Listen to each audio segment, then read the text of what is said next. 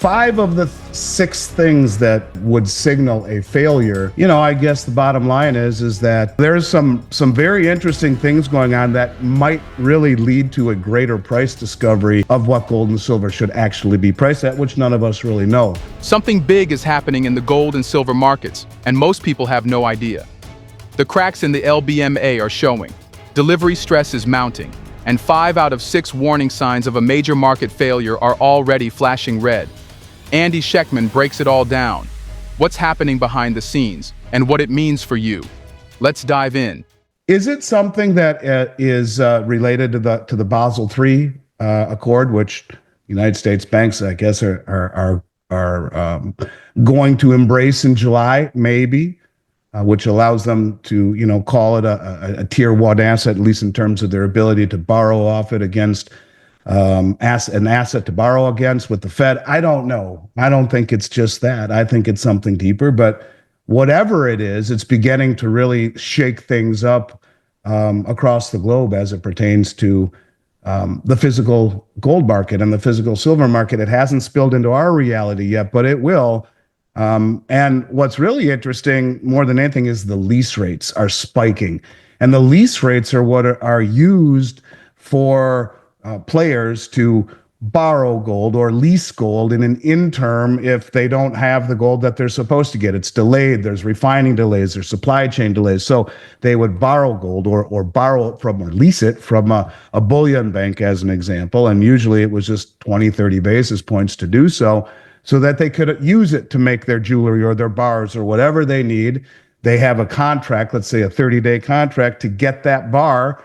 They're paying, not much, might amount to 1% over the life of the contract, but then they get that bar that was delayed and give it back to the party they leased from. Well, these lease rates have spiked to 5, 6, 7% or higher. Same thing, you're seeing the exact same thing on SLV and GLD. The lease rates for the shares to borrow them have gone from 0.5% to 12% in 3 weeks, gone up 24-fold. And the number of shares that you can use to borrow to short the price or the stock has gone in SLV from 10 million to 10,000 in just a few weeks. That's a 99+% reduction. So there's some very interesting things going on that might really lead to a greater price discovery of what gold and silver should actually be priced at, which none of us really know. But I will tell you this, being naked short right now in London must be very frightening. And we haven't seen the end of this yet. I guess the bottom line is that I think all bets are off at this point, and maybe Trump is the guy to understand that. Certainly things are moving in a direction since he won the election, because all of this movement in gold has happened since November. I mean, if you think that's ironic or just coincidental, I mean, I don't know. I think he understands that we're in dire straits, and things I wouldn't be surprised to see things that just shock and awe everyone at this point when you're 200 trillion in debt, and only 36.5 trillion of it is official on the balance sheet. The rest is off balance sheet obligations that he just said the other night he won't touch Social Security and Medicaid and Medicare. You got to start doing some things that are certainly going to surprise people. I wouldn't be surprised by anything any longer. Heck, he just wrote an executive order to ban, to reintroduce plastic straws again. So anything that he does at this point, especially in terms of monetary, I think it's justified. We have to do something to do the best we can to pull ourselves out of this debt spiral nosedive, or the dollar as we know it is gone. Each and every time you see this kind of stuff, and you're seeing it again here now with the LBMA being a T+8 week delivery, it's supposed to be T+1 day. These things are, as we said earlier, eroding confidence in the Western system.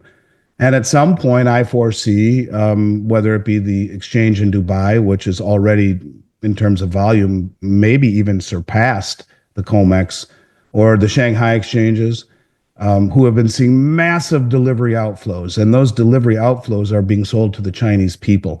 That's part of the strategy of the Chinese, is that they continue to suck gold in through the refiners and through their own mining of it and whatnot, and then selling through copious deliveries through accumulation plans that the Chinese government has put forth to the people. And that's why Alistair would say, a couple of years ago that they had 38,000 metric tons a few years ago, 20 by the state and 18 by the people. Those numbers have to be much higher now. But what I'm getting at is that we're, again, losing confidence in the exchanges, which that's kind of, what we're seeing is people want delivery now. They don't want cash settling, and they always did. But now you have a large consortium of folks that say, no, I want it. And if more and more confidence is eroded, you're going to see the exchanges lose significance altogether. And if they were to do it again, where you saw a squeeze on silver, as an example, which there's a 5 billion plus ounce shortfall, paper to physical, 5 billion by those banks in London. According to David Jensen, it was said between 4 and 6. So I'll take the middle ground, 5 billion, because it's an opaque market. It's over the counter. It's not transparent like the COMEX. Then that's a real problem if they were to reverse those trades and to make some of the commercial banks whole and tell everyone else they got screwed again. Fool me once, shame on you. Fool me twice, shame on me. You're beginning perhaps to see the Western exchanges being exposed for what they truly are, and that is a fractional reserve that has not reflected real price discovery on many of these commodities for a very long time, largely the precious metals. But yeah, I mean, I don't know how many times they would do that before it would start to just completely and totally be void of any real participation. I would argue that the big players that are standing for delivery have had this in mind all along, since you and I have been talking in 2020 about the others, which are the sovereign wealth funds, about the draining of the exchanges slowly, not just on COMEX and the LBMA, but from all around the world, even in Brazil, everywhere, because they don't all directly affect the price like COMEX and LBMA do. When you see things beginning to happen here, it becomes a lot more scary. It's interesting. I was, where did I put that? I was looking for signs. What would I said? I put it in AI. I said, what would it look like if I can find the damn thing? Here it is, I think. What would it look like if, could the market actually break? Could the market collapse? Could the LBMA break? And it said signs to watch for. Number one, widening divergence between paper and physical gold prices indicating delivery stress. Check. Number two, reports of delayed deliveries or contract settlements. Check. Unusual gold lease rate spikes. Check. Reflecting increased borrowing costs for physical gold. Check. Major disruptions in supply chains, including mining, refining, or transportation. Check. Banking sector instability affecting LBMA member banks or clearinghouses. That's the last one we haven't seen yet. So 5 of the 6 things that AI said would signal a failure on the LBMA are blaringly loud. So could it be that we're getting close? Maybe. I don't know. But yeah, that's why you see a scramble to get the real thing before that kind of thing happens. The scramble for real assets is on, and time is running out. If you found this insight valuable, hit the like button, subscribe, and turn on the bell icon so you don't miss what's coming next.